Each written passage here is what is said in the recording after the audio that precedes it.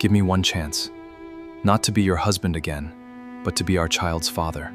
A child deserves your love, but my heart deserves the peace I finally found. I ruled an empire, but I couldn't protect the only heart that ever chose me. Our child will know love, even if it never knows us together. After divorce, Korean Mafia boss learns his invisible wife is pregnant. He was crazy to win her back. The day Kang Min-jae discovered his ex-wife was pregnant, the most feared man in Seoul did something his enemies had spent 15 years trying to make him do. He dropped his phone, forgot how to breathe, and stared at a single photograph as though it had just sentenced him to life in a prison with no bodyguards, no money, and no second chances. Funny enough, bullets had never terrified him, but fatherhood arrived carrying nothing more than a baby bump and a smile that no longer belonged to him. If you don't want to see Talia's own bodyguard betray her for a payout, hit subscribe right now. Turning away means siding with the traitor. Stay and watch loyalty get tested when love is finally worth fighting for. Kang Min-jae never lost. Not in business, not in war, not in love. He barely noticed he was fighting. But some battles do not announce themselves with gunfire. Some arrive quietly, in a single photograph, and bring an empire to its knees. Seoul did not sleep. It simply changed shifts, and Kang Min-jae ran on the same principle. At 34, he controlled shipping routes that moved things far more interesting than cargo, owned buildings with his name nowhere on the deed, and commanded a silence in every room he entered that most men spent lifetimes trying to earn. He did not raise his voice. He did not need to. Fear had already done the talking for him for over a decade. His marriage had operated on the same quiet efficiency. Talia Monroe had come into his world 3 years earlier, introduced by a business associate who owed Min-jae a favor and repaid it by handing over the one person in the room who did not seem impressed by him. She had a laugh that arrived before she gave herself permission for it, and a way of looking at Min-jae like she could see straight through his tailored jackets to the parts of him even his own mother had given up trying to reach. He married her within the year, less out of romance, and more out of the same instinct that made him acquire good real estate. Something this rare, you secure quickly before someone else notices its value. The problem with acquiring a woman instead of choosing her is that eventually she notices the difference too. For 3 years, Talia lived inside his mansion like a beautifully kept secret, present at every quiet dinner, absent from every public event that mattered. She learned to read the weather patterns of his moods, learned which silences meant leave him alone, and which meant someone was about to disappear from the city permanently. She gave him patience by the truckload. He gave her security cameras and a monthly allowance. It was, by his own accounting, a generous arrangement. It was, by hers, a slow and well-decorated funeral. So when she placed the divorce papers on his desk one evening, beside his imported whiskey, Min-jae did not argue. He signed with the same detached efficiency he used to approve invoices, barely glancing up, already thinking about a shipment scheduled for Tuesday. Talia watched him sign away 3 years of her life without so much as a flicker of hesitation, and something in her chest that had been slowly closing for a long time finally shut all the way. She left that night with one suitcase, no alimony, and no goodbye speech. What she did not leave with him was the truth currently forming inside her body, a truth that would eventually turn his entire carefully constructed world into rubble. 6 months of silence followed. Min-jae filled the space the way he filled every space, with work, with meetings, with the low hum of an empire that did not care whether its owner had a wife or not. He told himself he felt nothing, and for a man skilled at lying to enemies, he had apparently gotten good enough to lie to himself as well. Then one of his associates, a man with more mouth than sense, slid a photograph across a table during a meeting that had nothing to do with Talia at all. Min-jae glanced at it the way he glanced at everything, briefly, dismissively, and then his entire body went still in a way none of his men had ever witnessed. Talia, laughing, radiant, one hand resting protectively over a stomach that had absolutely not existed the last time he saw her. For the first time in his adult life, Kang Min-jae felt something he could not threaten into submission, could not buy off, could not have quietly removed from the city. Panic. Cold, ungovernable. $1,000 suit soaked in sweat panic. He set the photograph down slowly, the way a man sets down a weapon he suddenly realizes is pointed at himself. Somewhere across the city, a woman he had let walk away without a fight was building a life that no longer required his permission, carrying a secret that would soon force the most feared man in Seoul to do something he had never once attempted in his entire life: beg.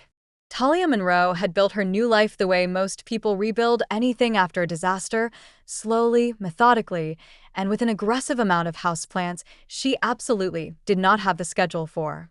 She lived in a modest apartment on the other side of Seoul now, the kind of place with creaky floors and a landlord who actually answered his phone, a stark contrast to the marble hallways she used to float through like a ghost with excellent taste.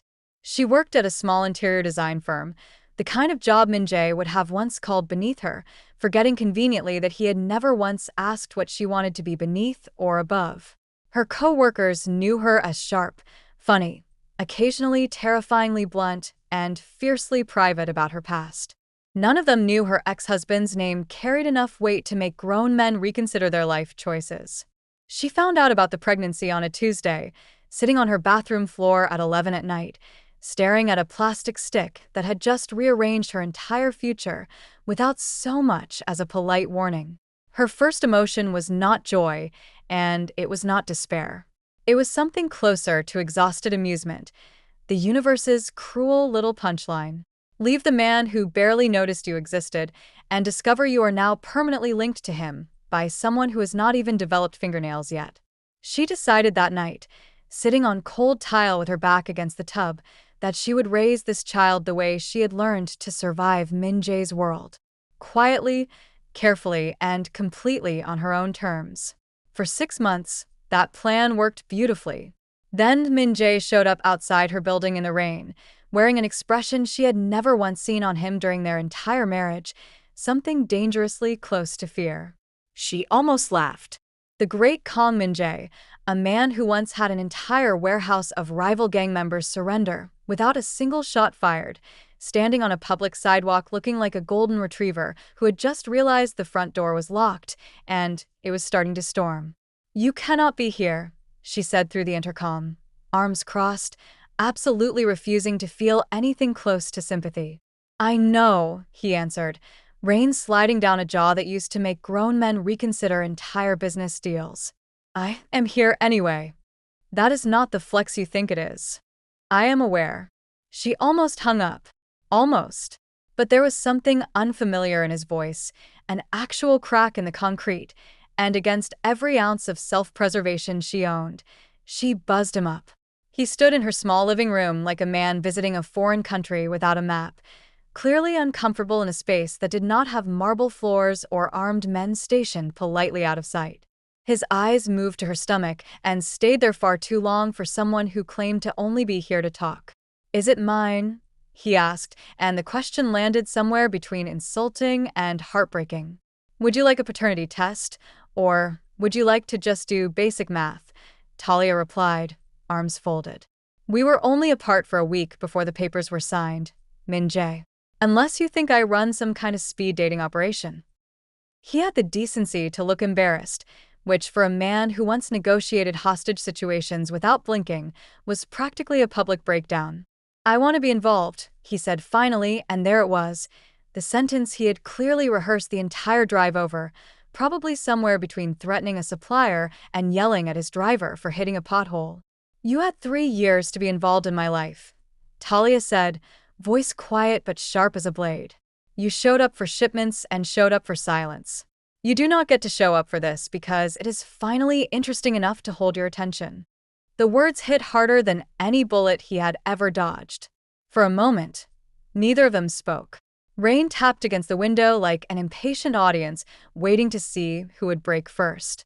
Min-jae, a man who never lost, stood in a room he did not control, facing a woman who owed him absolutely nothing and understood with sickening clarity that for the first time in his life, wealth and fear meant nothing at all. "Then let me earn it," he said finally. Talia studied him for a long moment, searching his face for the calculation she had grown so used to living with, and found something else instead.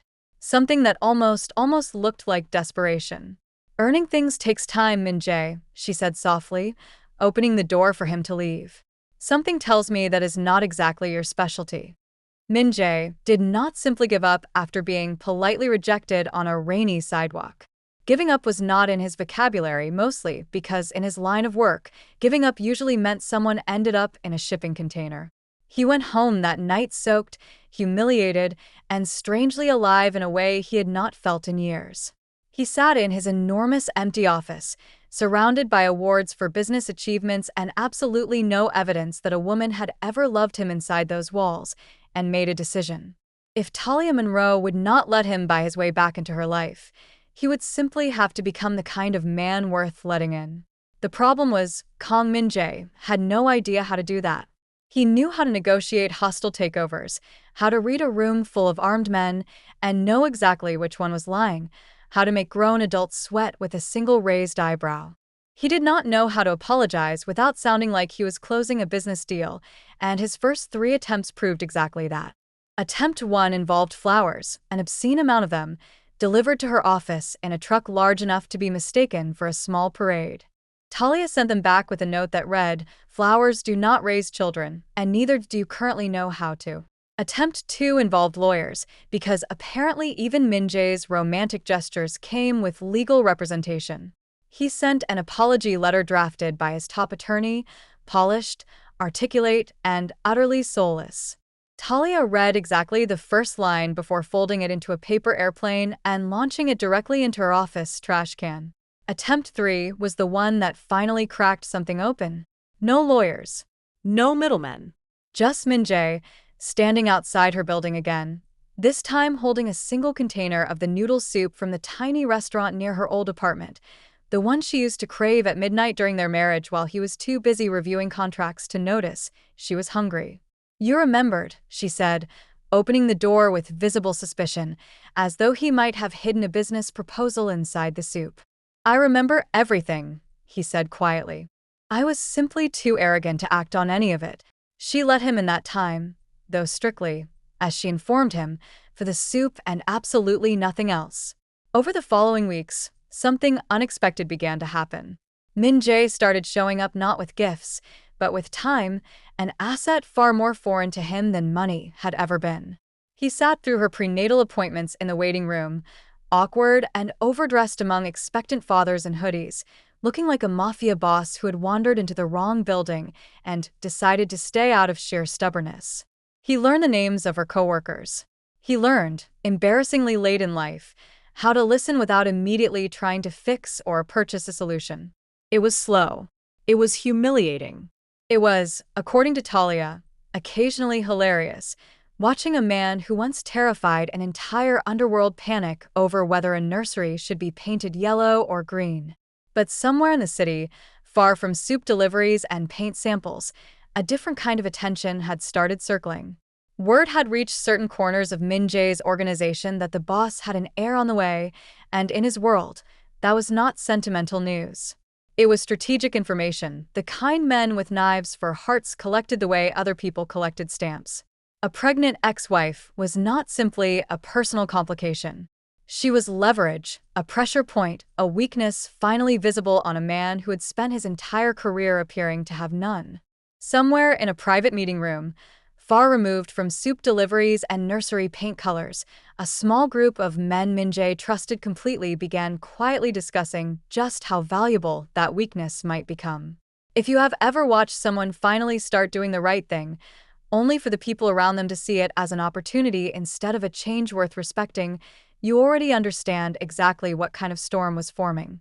Comment below if you think loyalty should be earned back slowly, or if some betrayals deserve a second chance the moment someone finally shows up. Because not everyone circling Talia Monroe wanted her protected. Some wanted her found, and Min-jae, still learning how to bring soup instead of contracts, had absolutely no idea the real danger was not outside his organization at all. It was already sitting inside it, smiling politely at every meeting, waiting patiently for the perfect moment to strike. The man's name inside Min-jae's organization was Tae-sung, a lieutenant who had been with him for nearly 8 years, long enough to know exactly where every body was buried, figuratively and on two uncomfortable occasions, literally. Taesung had watched Min-jae build his empire brick by ruthless brick, had watched him marry Talia with the same detached efficiency he approached everything else, and had watched, with quiet and growing resentment, as that same untouchable boss began falling apart over soup deliveries and paint samples. To Taesung, this was not romantic. It was catastrophic. A distracted boss was a vulnerable boss, and a vulnerable boss was an opportunity too tempting for a man who had spent 8 years watching someone else's name sit on top of an empire he privately believed he could run better. Taesung did not see Talia as a woman deserving protection. He saw her as a door that had suddenly and conveniently swung wide open. Meanwhile, blissfully unaware that the wolf was already inside his own house, Min-jae was busy failing spectacularly at assembling a crib. "You are holding the instructions upside down," Talia said, watching from the couch with the specific amusement of a woman 8 months pregnant and thoroughly done standing on principle alone. "The instructions are wrong," Min-jae muttered, holding a small wooden panel like it had personally insulted his family lineage. "The instructions are in Korean. You are Korean. The instructions are wrong regardless of language." Talia laughed, actually laughed, the sound bright and unguarded in a way she had not allowed herself around him in years. It hit Min-jae harder than any threat ever had, because he realized in that moment just how long it had been since he had earned that sound instead of simply existing near it. Their relationship had shifted into something neither of them had a name for yet. Not quite reconciled, not quite strangers, something tender and uncertain hovering in the space between old wounds and new attempts. He still slept in his enormous, empty mansion most nights. She still kept her door locked out of habit more than necessity. But he had started staying for dinner. She had started saving him a plate without being asked. It was not love reborn overnight. It was something slower and, in its own strange way, more honest, two people finally doing the work they had skipped the first time around. Which made it all the more devastating when the first threat arrived.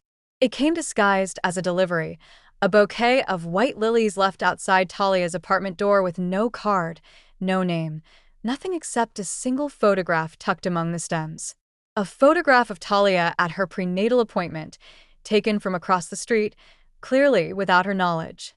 Min-jae's reaction was immediate and terrifying in a way Talia had almost forgotten he was capable of. The soft, awkward, crib-assembling man vanished in an instant, replaced by the version of Kang Min-jae that had built an empire on fear. He moved security into the building within hours. He canceled meetings without explanation.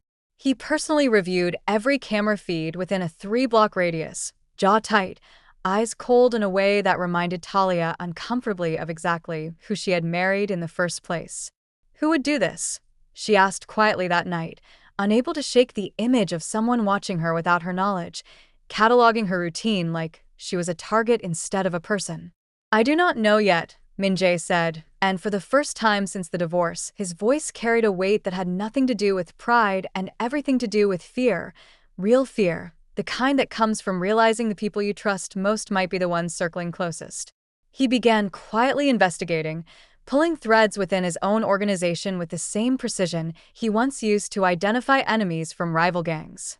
Each thread he pulled led somewhere unexpected, small inconsistencies in security reports, a car that had been logged near Talia's apartment on nights it should not have been, financial transfers routed through accounts that technically should not exist.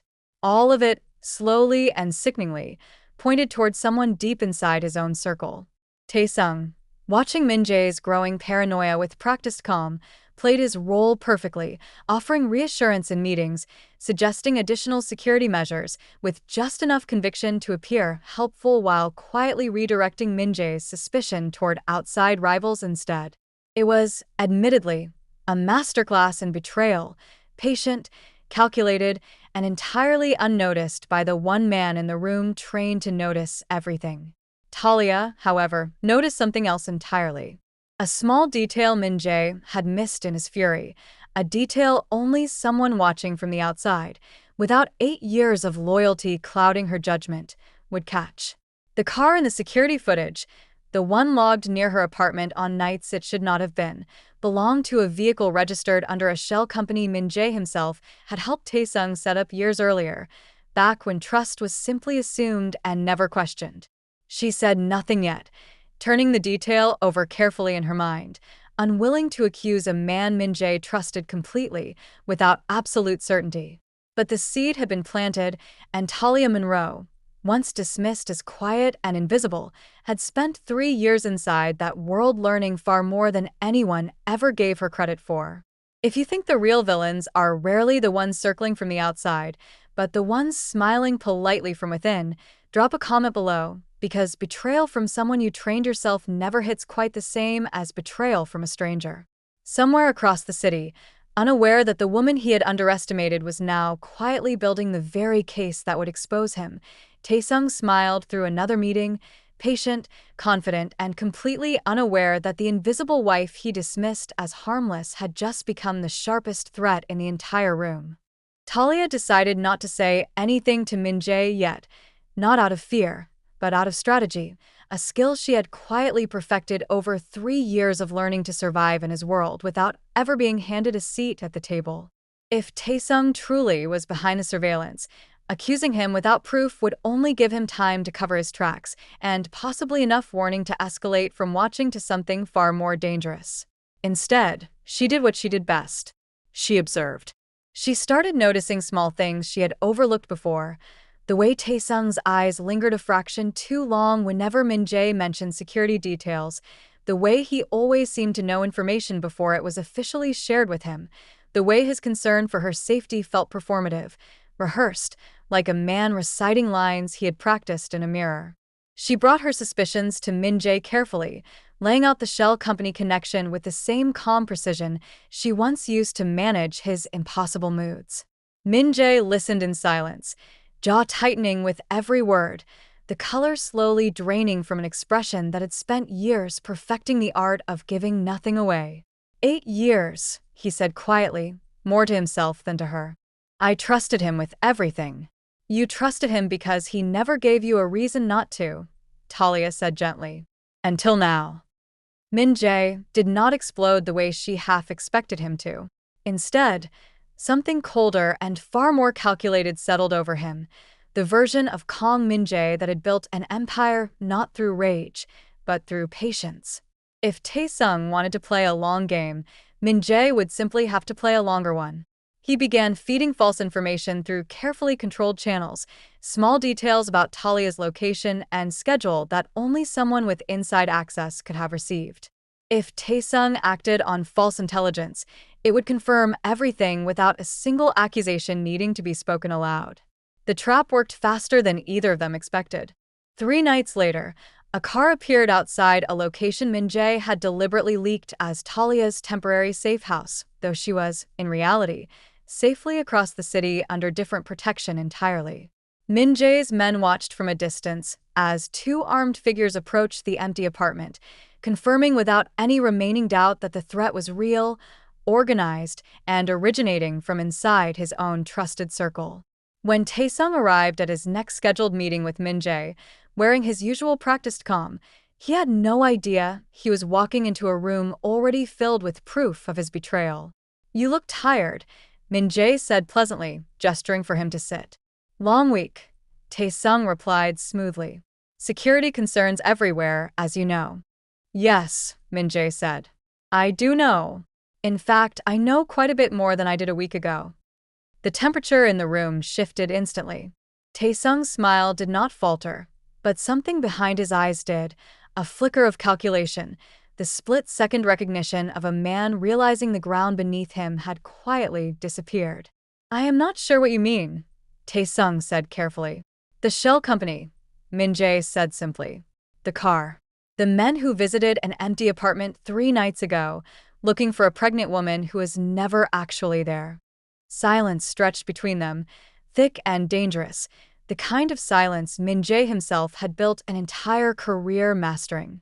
For 8 years, Taesung had studied every version of Kong Min-jae, the ruthless businessman, the feared boss, even the strange, softened man who had recently started showing up late to meetings because he was busy assembling furniture. He had never once prepared for this version, calm, coldly precise, and utterly without mercy. "She made you weak," Taesung finally said, dropping the pretense entirely. "You were untouchable until she came back into your life." "No," Min-jae said quietly, standing slowly.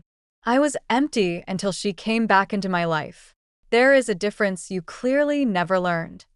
If you believe real strength is not the absence of love, but the willingness to protect it, even after everything, drop a comment below, because Taesung was about to learn exactly what kind of man Kang Min-jae had become, and it was far more dangerous than the one he used to be. What happened next did not involve gunfire, though every man in the room had spent years assuming that was exactly how Kang Min-jae settled his disputes. Instead, Min-jae did something far more devastating to a man like Taesung. He simply removed him, piece by piece, from every corner of the empire he had spent 8 years quietly trying to inherit. Accounts were frozen before Taesung even left the building.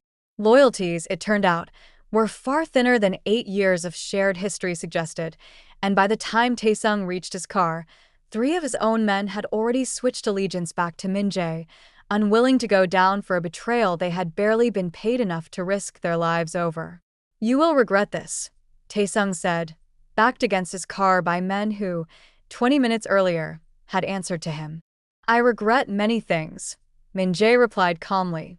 "Trusting you long enough to threaten the mother of my child is simply the most recent." Taesung was taken, not killed, a decision that surprised even Min-jae's own men. The old Min-jae would have ended this quietly and permanently. But something had shifted in him these past months, some fragile, stubborn belief that maybe not every problem required blood to solve, that maybe the man Talia deserved was one capable of choosing justice over vengeance, even when vengeance would have been so much easier. Taesung was handed over, along with an overwhelming trail of evidence, to a rival faction eager to prove their own loyalty by publicly dismantling a traitor Min-jae no longer wanted anywhere near his organization. It was, in its own dark way, a mercy. Taesung would live.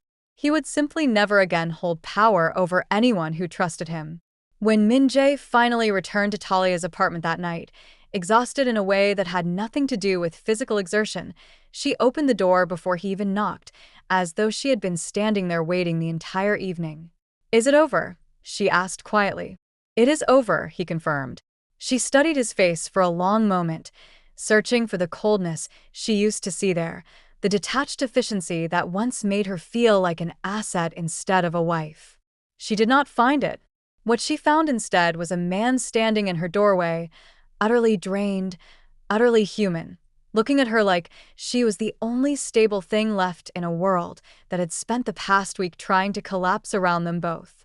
"You could have killed him," she said. "The old you would have." "The old me lost you once already," Min-jae said quietly.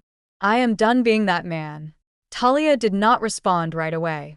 Instead, she stepped aside and let him in, not out of obligation, not out of fear, but because for the first time since the divorce papers landed on his desk, she believed him.